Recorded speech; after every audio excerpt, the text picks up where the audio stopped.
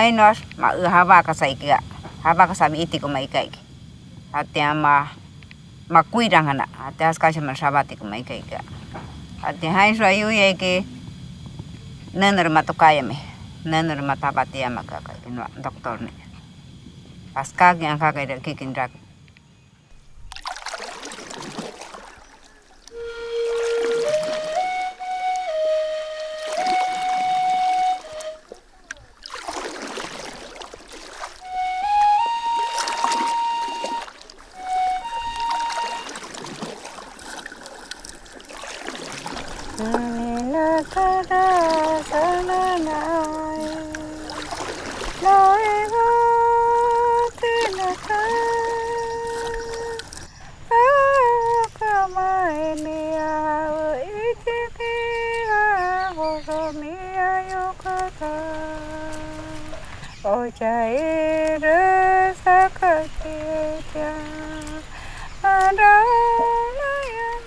Ka nus kadaya kata ikai kya ya mi brazo gua asine ka wa te me anga te no ke bata ya ika te kikini rato te ikai ga te ha te no punya ya tang te anastes ne chache ha wa me ne ha te uine ka wa te me ha ko nus kadaya ikai kya hai nus ka uina yang pansi haskara hoshi hu haskara maraka te unai makai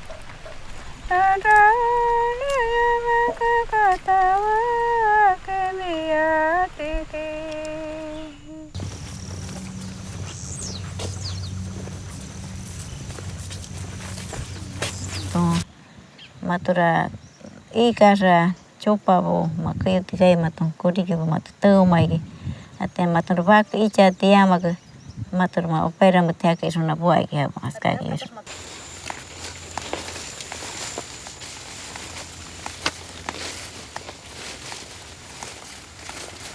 cada comunidad bukan lagi hay kayak rabu-rabu.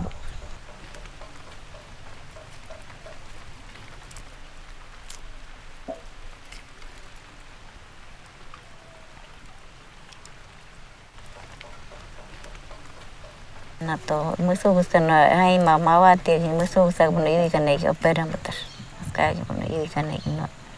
Ama ika pego ka. Ate no una mas bikas kay no kado sa hay ka bukan.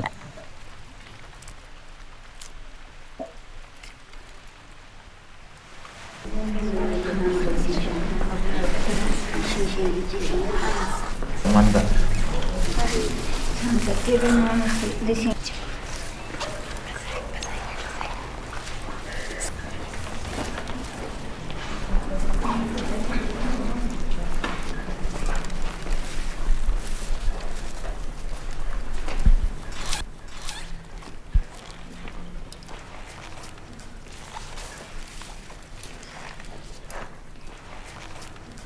Mira, los talleres es acercar la información.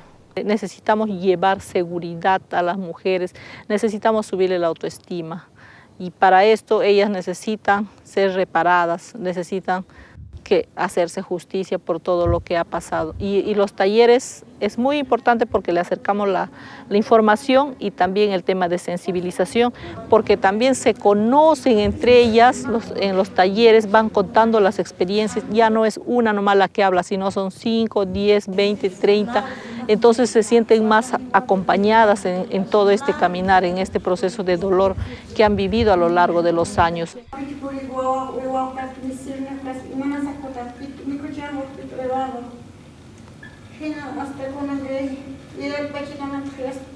Ha habido mucha resistencia en las mujeres en querer participar, porque muchas de las mujeres sienten vergüenza, porque se sienten también a veces culpables, como que es algo malo que hayan hecho en sus vidas, ¿no? Entonces hay mucha presión de la comunidad mismo a decir de que eso ya pasó. Ya, ¿qué vamos a hacer? Entonces, se dice de que ya no quiero recordar porque ya lo olvidé. Entonces, sentimos que hay mucho temor en querer compartir este tema de los testimonios y con eso también se está anulando derechos y eso es lo que nos preocupa desde ONAMIAP, ¿no? O sea, si tú no eres visible, No puedes exigir derechos, no puedes exigir justicia, no puedes exigir reparación.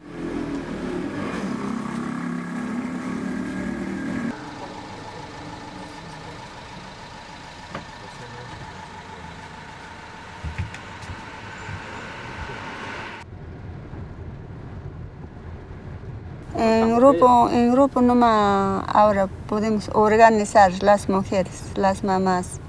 Ajá. Yo solo, ¿quién me va a escuchar? Solo yo, a mí.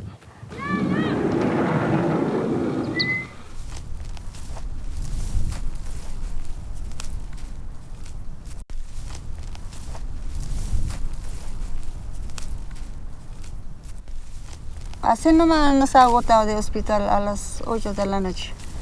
Así nomás, yo nomás vine a mi casa, así. Entonces no me han recetado ni medicamento, nada. Así nomás. De 8 días he regresado ese hilo que está operado, así cosido. Eso me ha desatado. Pus estaba formado ya. Mi barriga estaba hinchada total.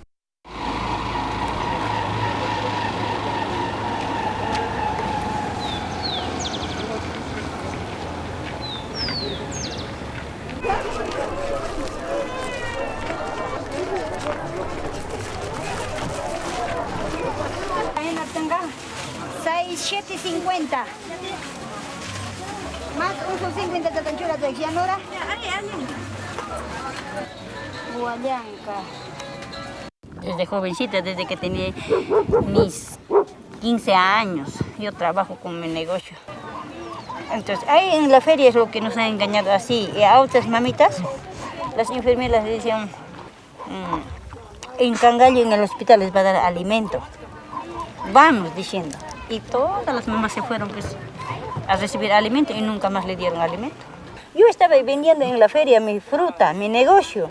Ahí vinieron las enfermeras, varias enfermeras. Ahí me ha dicho pues, que no debes tener más de 5 hijos, que el gobierno te va a quitar, o si no te vas a preso, a la cárcel. Así nos ha dicho. Entonces yo de miedo fui a Cangallo.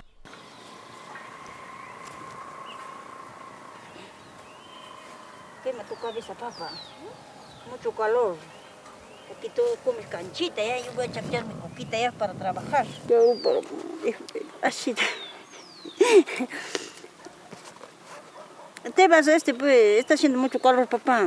Señora, yo pido la justicia. ¿Por qué tenían que archivar la denuncia de las víctimas? Ahora yo también personalmente voy a denunciarlo, señora, porque tanto daño y me cuesta plata. Gracias a mi platita, gracias a mis ganados, con eso yo he vivido. Si no, yo hubiera muerto. Si yo hubiera muerto, ¿quién hubiera reclamado, señora? ¿Quién va a luchar? ¿Eh?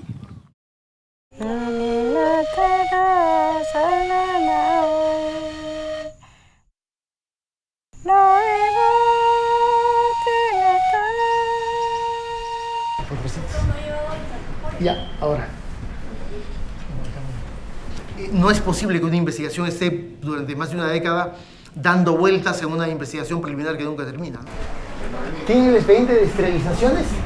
El hecho que tengas decenas de víctimas que van afirmando haber sido parte de una suerte de modus operandi que se puede reconocer en el testimonio de esas personas, para mí es fundamental. El asunto que la Fiscalía les ha dado una interpretación desde nuestro punto de vista un poco antojadiza, ¿no?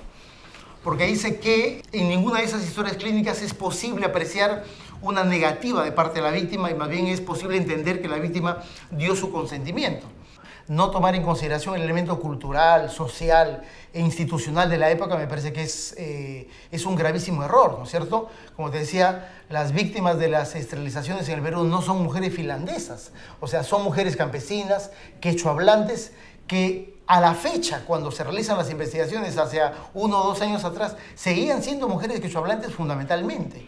Y por lo tanto, la posibilidad de interpretar de qué manera ellas entienden la existencia de un consentimiento informado, que es un término, digamos, un tanto sofisticado y técnico, y eso pretenderlo aplicar de que porque no negaron una intervención quirúrgica en términos expresos, manifiestos y absolutamente claros. Por lo tanto, se dice que todas las mujeres han dado su consentimiento. Y lo que queremos es que no haya un pronunciamiento apurado, ¿no es cierto? A pesar de que ha pasado el tiempo, no queremos que haya un pronunciamiento apurado. Lo que sí queremos es que la Fiscalía asuma la particular naturaleza de los hechos, ¿no es cierto? Que no venga a señalar de que se reconoce sí crímenes individuales y por lo tanto responsabilidades individuales, sino que asume el caso como una política de Estado.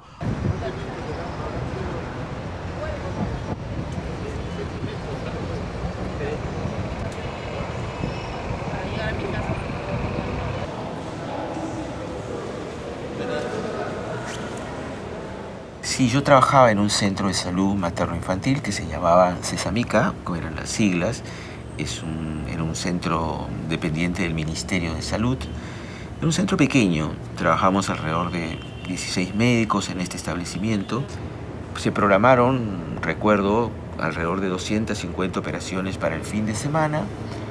Entonces los médicos del establecimiento, yo trabajaba en ese establecimiento, además era presidente de la Federación Médica de la región, conversaron entre todos los médicos y conversaron conmigo porque consideraban que 250 operaciones era una barbaridad.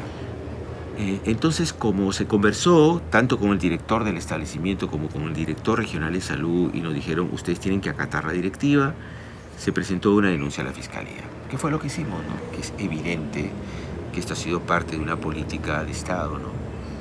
No es verdad que ha sido porque a algunos médicos se les ocurrió, voy a trabajar más y entonces me voy a poner a esterilizar pacientes en los establecimientos de salud. Eso es una tontería, ¿no? Además hay abundante documentación que señala de que hay directivas del Ministerio de Salud.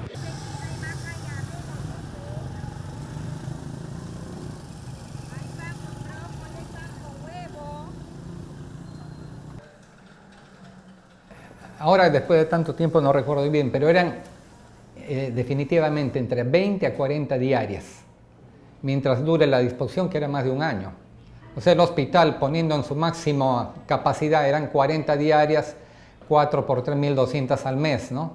Y si multiplicamos eso al año, y tenían que ser cupos, o sea, había estrés, al menos para las obstetras que hacían el consultorio de planificación, de conseguir ese número de pacientes.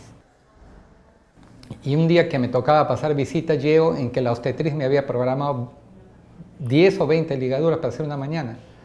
Y yo me negué, pues yo personalmente me negué. Yo dije, primero, el que va a operar tiene que conocer a las pacientes.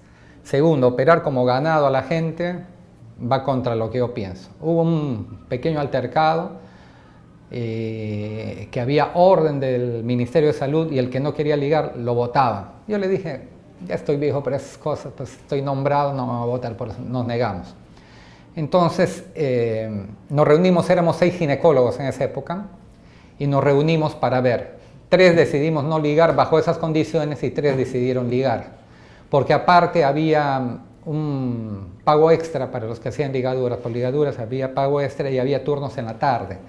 Para eso se cerró, habían 2 salas de parto, se cerró una sala de parto y se acondicionó para que sea sala exclusivamente de ligaduras. Y se capacitó a médicos para que hagan ligaduras con anestesia local inclusive. Entonces yo fui uno de los que se negó y no quise hacer ligaduras bajo esa presión que había. Y me salí y otros 3 médicos aceptaron y ellos se dedicaron a ligar acá en 2 turnos, mañana y noche. E inclusive salían fines de semana, de viernes a domingo, a pueblos cercanos, por decir Tamichaco, Indiana, Caballococha, donde no habían especialistas, con un anestesiólogo, un obstetra y creo, si no me equivoco, una enfermera, un equipo completo para hacer ligaduras en esos lugares. Llegamos a las 11 de la mañana, Requena, por decir, del bote al hospital. En la noche llegaron 40, de esas 40 le evaluamos. Entendíamos que ellos estaban de acuerdo, pero cuando conversaban ya con nosotros la evaluación, no porque no quieran, sino porque anatómicamente no se ajustaba, o por la edad, porque se planteó para hacer ligadura 28 años, 3 hijos. Entonces no entraba la ligadura. Y otra cosa, ya ganamos de experiencia, no exigía que nos quieren operarse. De las 40, ya aptas 35. Íbamos a almorzar y seguíamos. El que almorzaba primero era el anestesiólogo. Y seguíamos hasta un sacar. Y cuando llegamos a las tardes, por ejemplo, ya estaba de la mañana que ha llegado, otros 30 y le evaluamos. No tenemos pereza de nada. Si había 100 lo operamos. Y nos amaneció a operar, porque no era una operación, sino nos encontraba gusto, yo por lo menos sí.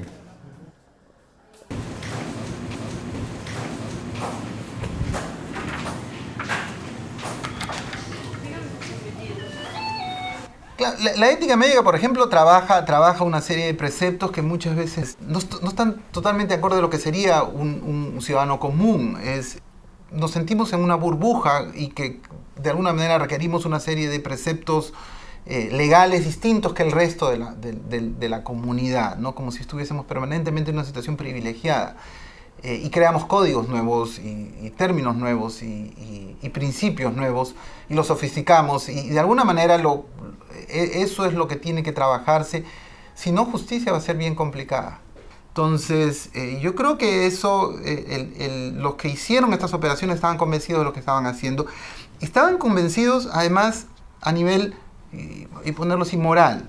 Sentían que estaban haciendo un bien. Y eso es algo que es terrible de decir, pero es cierto. Y creo que debe ser dicho en eso. O sea, la gente que estaba involucrada en esto, que fue un delito, lo sentía como algo válido en ese momento. Y todo esto con una solidez de ciertos argumentos que van desde argumentos económicos, ¿no? Y toda una cuestión ideológica muy clara que está metida en el disco duro, digamos, de médicos, de conocimiento médico. Yo creo que de ese lado es el lado quizás que ha sido menos investigado y que de alguna manera ha minado el proceso de conseguir justicia para las personas. Eso es algo que para mí es el gran problema actual, ¿no? Es cómo lograr justicia para que esto repare el daño. Bueno, el daño nunca puede ser reparado del todo, pero justicia es parte de tratar de conseguir algo de reparación, y lo otro es que esto no vuelva a suceder nunca más. Creo que he sido la persona que más autoridad he tenido para negar que hubieran habido planes de esterilización masiva y contra la voluntad de las mujeres, y más aún dirigida a las mujeres pobres. Y bueno, han pasado los años, se han creado comisiones y creo que no hay ni 200 casos de personas que denuncien una esterilización forzada, ¿no?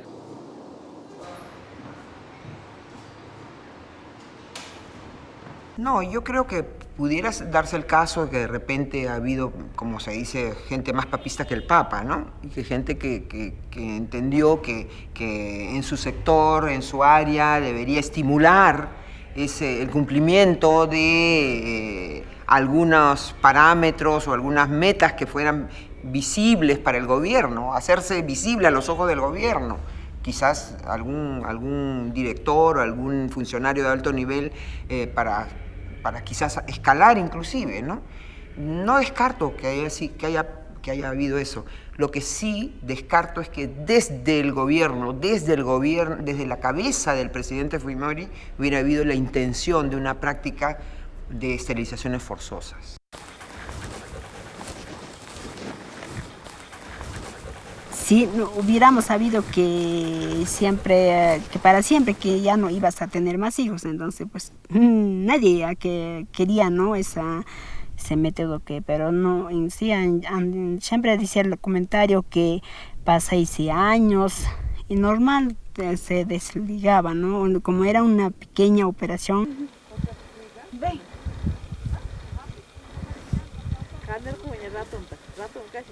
Sargento, ven. Sargento, bebe. Ven. Antes de ligar sí he tenido 2 hijos, pero después ya nunca más he tenido hijos.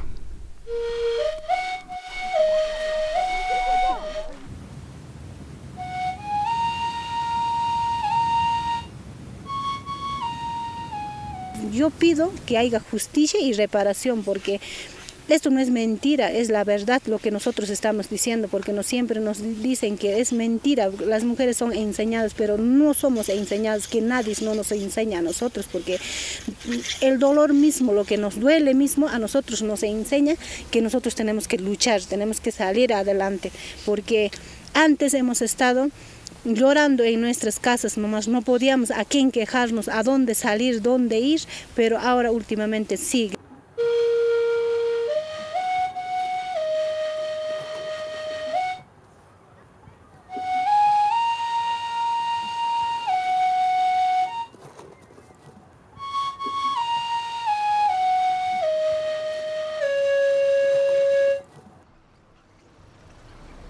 Con ese apoyo hemos llegado 5 personas a Lima también a reclamar de esos registros únicos para que se apruebe, y desde 2013 estamos caminando. 2013, cuando se ha archivado la Fiscal Superior de Lima, hemos ido también a reclamar para que no se archive, y recién hemos apelado con nuestro abogado de IDL. Entonces nosotros siempre vamos a continuar, aunque es un derecho y tienen que reconocer esos errores que han hecho nuestros gobiernos que han gobernado anteriormente.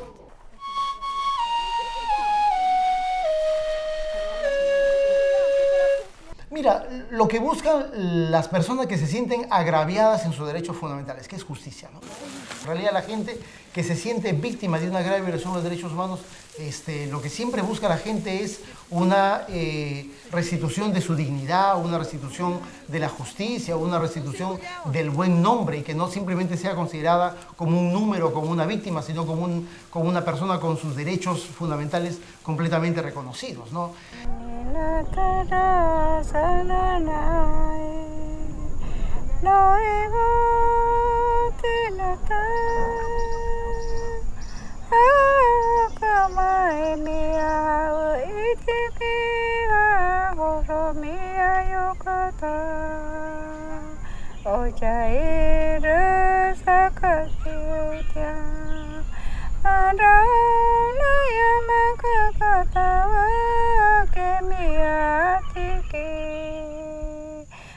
Jai